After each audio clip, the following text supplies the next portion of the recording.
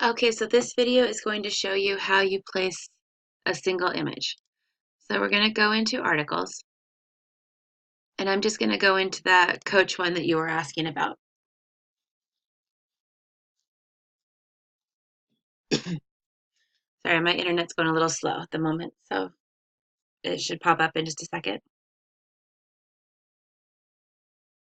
Okay, first, before I show you how to place it, I'll show you how you remove these.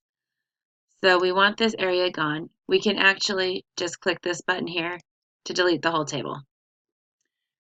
And okay, so we'll line that back up.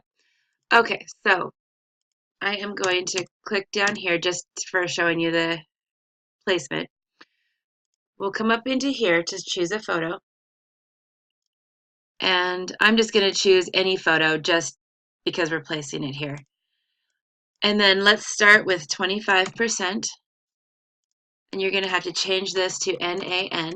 What that means is the 25% of its width, and then it will stay proportional height-wise. We'll hit insert.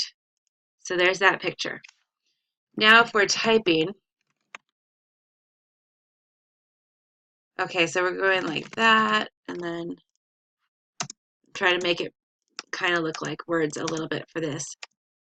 Okay, so if you want it to look like this, you'll click on the photo, and you'll do the right click, or justify it to the left, I'm sorry, and now it will wrap around the photo.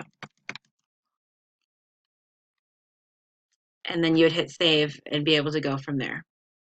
I'm going to delete it now because it was just a sample.